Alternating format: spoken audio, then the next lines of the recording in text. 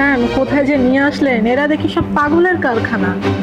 আচ্ছা একটা কথা বলতো, তোরা দুজন কি ছেলে আর বাপ দুজন মিলে অভিনয় শুরু করে দিছিস? মালিক মালিক সাজছিস, একজন বলছিস মালিক, ও বলছিস মালিক, কিছুই তো বুঝতেছি না। এই চাকরের বাচ্চা, এই বাড়ির মালিক হৃদয় সাহেবকে ডাক। আচ্ছা কি বলবেন বলেন। ছোট লোকের বাচ্চা, তোকে কেন বলতে যাবো? কোথা থেকে যে আসে, সকাল সকাল মেজাজটা খারাপ হয়ে যায়। কি করছেন ম্যাডাম? ম্যাডাম, আপনারা এটা কি করছেন? আপনারা তারা থাপ্পড় দিলেন, উনিই তো হৃদয় সাহেব। ম্যাম, কোথায় যে নিয়ে আসলেন, এরা দেখি সব পাগলের কারখানা। আচ্ছা একটা কথা বলতো, তোরা দুজন কি ছেলে আর বাপ দুজন মিলে অভিনয় শুরু করে দিছিস? মালিক মালিক সাজছিস, একজন বলছিস মালিক, ও বলছিস মালিক, কিছুই তো বুঝতেছি না। আরে আশ্চর্য, আপনাদের কি সমস্যা বলেন তো? রশিদ চাচা এসে বললো আমি এবারে মালিক হৃদয় সাহেব, তারপর আপনারা বোঝার চেষ্টা করছেন না কেন? সমস্যাটা কি? Don't you understand? আপনার কি সেন্স নেই?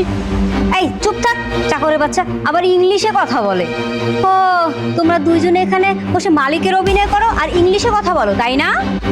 ম্যাম, একে মনে হয় একটা থাপ্পড়ে কাজ হবে নাকি, আরেকটা থাপ্পড় দিতে হবে। ওয়েট করেন আপনি। এই ফকিনীর বাচ্চা, তুই কি করলি? তুই আমার সামনে দাঁড়িয়ে আমার স্টাফের গায়ে হাত তুললি? তোর এত বড় সাহস! দেখ, তোর সাথে আমি কোনো কথা বলতে চাই না, তোকে যেটা বলছি তুই সেটা কর। উনিই এই বাড়ির মালিক। এই বুড়া, তুই কিন্তু বেশি কথা বলছিস। তোকে যেটা বলেছি তুই সেটা শোন। এই বাড়ির মালিক হৃদয় সাহেবকে ডেকে নিয়ে আই। দাঁড়ায় আসিস কিসের জন্য? যা। হৃদয়কে ডাকবে মানে? এ আবার কোন হৃদয়কে ডাকবে? আরে এই বাড়ির মালিক হৃদয়, এই তো এখানে দাঁড়ানো আছে, আমার ছেলে। ম্যাডাম, আমি না আপনার কথাটা আসলে বুঝতে পারছি না, আপনি যদি একটু আমাকে বুঝিয়ে বলতেন। কি বুঝিয়ে বলবো? তোমরা দেখতে পাও না? তোমরা কি অন্ধ? তোমরা যেই হৃদয় ছাড়কে খুঁজছো, এই সেই হৃদয়, এই বাড়ির মালিক, এই কোম্পানির মালিক। মা, তোমার বুঝিয়ে বলতে হবে না, আমি ওনাদেরকে বুঝিয়ে বলছি। শুনুন, আপনি যে প্রতিষ্ঠানের সাথে আজকে ডিল করতে এসেছেন, সেই প্রতিষ্ঠান, এই বাড়ি এবং আমাদের যত সয় সম্পত্তি আছে সব কিছুর মালিক আমার মা, এবং এই কোম্পানির এমডি হলো আমার। প্রথমে আপনাকে আমার সাথে ডিল করতে হবে, এরপর যদি ডিলটা ফাইনাল হয় তখন আমার মা যদি সাইন করে তখন ডিলটা পাস হবে। That's it.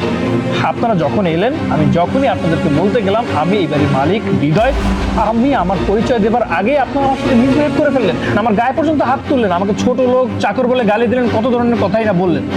আসলে আপনারা কেমন মানুষ বলেন? একটা মানুষকে তার পোশাক দেখে বিবেচনা করেন? আচ্ছা আপনারা কেমন মানুষ বলেন তো? মানুষের পোশাক দেখে বিবেচনা করেন? হ্যাঁ, আমি আমার বাসার নিচে কাজ করছি তাই বলে কি আমি চাকর হয়ে গেছি?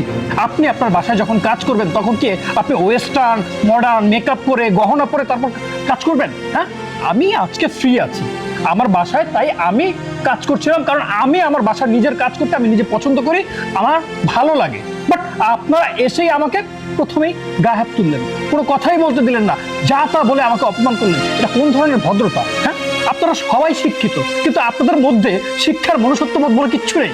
যদি আপনাদের মধ্যে শিক্ষার মনুষ্যত্ববোধ থাকতো তাহলে এইরকম আচরণ আপনি করতে পারতেন না। আমার মনে হয় ওনাদের মতো মানুষের সাথে কোনো ব্যবসায়িক ডিল কিংবা ওনাদেরকে এই কাজের টেন্ডারটা দেওয়া উচিত হবে না, তাই আমি ভাবছি ওনাদেরকে কাজটা দিব না। তুমি কি বলো? কেন? তোমরা তো আমার সাথে কোনো অন্যায় করোনি। তোমরা যা অন্যায় করেছো আমার ছেলের সাথে করেছো। ও যদি তোমাদেরকে ক্ষমা করে দেয় আমিও ক্ষমা করে দিব। আর ডিলের কথা বলছো, আরে সেটা তো আমার হাতে না, সেটা পুরোটাই আমার ছেলের হাতে। ও যদি তোমাদের সাথে ডিল করতে চায় আমার কোনোই আপত্তি নেই। নেভার মা, ওনাদের সাথে কখনোই আমি এই ডিলটা করব না, কারণ যে কোম্পানিতে ওনার মতো স্টাফ আছে সেই কোম্পানির সাথে প্রশ্নই ওঠে না আমি এরকম একটা ডিল করবো। আমি জানতাম যে ওনাদের কোম্পানিটা ভালো, আমি ভালো জেনেই আমি ওনাদের সাথে এই ডিলটা করতে চেয়েছি। উনি এবং ওনার যে স্টাফ প্রত্যেকের মধ্যেই কোনো মনুষ্যত্ববোধ নেই। আজ ওনার কারণে ওনার স্টাফ আমার হাতে মার খেয়েছে, না হলে কোনোদিনও আমি এত বেশি বাড়াবাড়ি না করলে ওনার গায়ে হাত তুলতাম না। আর একটা কথা জেনে রাখুন, শুধুমাত্র আপনার কারণে আজ এই ডিলটা ক্যান্সেল হলো, আর আমি কখনোই আপনাদের মতো মানুষের সাথে একদম আপনাদের কোম্পানির সাথে ডিল করছি না। আর আজকের এই ডিলটা ক্যান্সেল হবার পেছনে সব থেকে বেশি দায়ী কে জানেন? শুধুমাত্র আপনার কারণে আজকের এই ডিলটা ক্যান্সেল হচ্ছে। Sir, madam, I am extremely sorry. আমি আসলে বুঝতে পারিনি। আর তাছাড়া স্যারের জামা কাপড় দেখে মনে হচ্ছিল না যে উনি আসলে হৃদয় সাহেব। আমি আসলে অনেক বড় ভুল করে ফেলেছি। আর ম্যাম, আপনারা যদি এই ডিলটা ক্যান্সেল করে দেন আমার কোম্পানির অনেক বড় ক্ষতি হয়ে যাবে। ম্যাম, আই এম সরি, এরকম ভুল আর কখনো হবে না। প্লিজ ডিলটা ক্যান্সেল করবেন না। প্লিজ স্যার, আমাদের ডিলটা ক্যান্সেল করবেন না। আমাদের ম্যাম এই ডিলটার জন্য দিন রাত পরিশ্রম করে গেছে। এখন যদি আপনি ডিলটা ক্যান্সেল করেন আমাদের ম্যাম অনেক বড় সমস্যায় পড়বে স্যার।